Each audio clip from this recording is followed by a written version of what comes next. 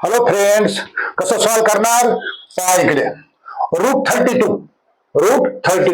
हा रूट 32 या रूट 32 ला आपण कसं लिहू शकतो? Root 16 into root 2. दोन रूट मध्ये यांना आपण परत असं लिहू शकतो, 16 इंटू 2 लिहू शकतो आणि 16 इंटू 2 रूट 32 येतो.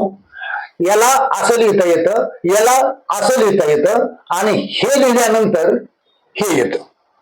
एवढं लक्षात ठेवायचं आहे. तर आपण काय करणार आहोत, इथे बघा, रूट 16 इंटू रूट 2 याला कसं लिहिता येतं? रूट 4 इंटू रूट 2 याला कसं लिहिता येतं? रूट 9 इंटू रूट 2 याला कसं लिहिता येतं? हे पहा, ही एक टर्म आहे, ही एक टर्म आहे, ही एक टर्म आहे. वरच्या तीनही टर्म आपण खाली असे लिहिले.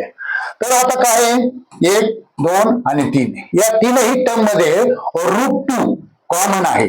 मग रूट 2 कॉमन घ्या, ब्रॅकेट मध्ये root 16 plus root 4 minus root 9.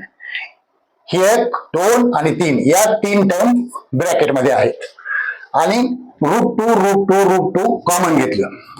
आता इथे बघा, रूट 2 हा परफेक्ट स्क्वेअर आहे 4 चा, 4 बाहेर आला रूटच्या. हा पण परफेक्ट स्क्वेअर आहे, 2 चा परफेक्ट स्क्वेअर आहे, हा 2 बाहेर आला रूटच्या. मायनस हा पण परफेक्ट स्क्वेअर आहे 3 चा, हा 9 3 झाला रूटच्या बाहेर आल्यानंतर. मग काय होईल?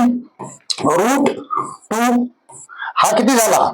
6 मायनस 3 झाला.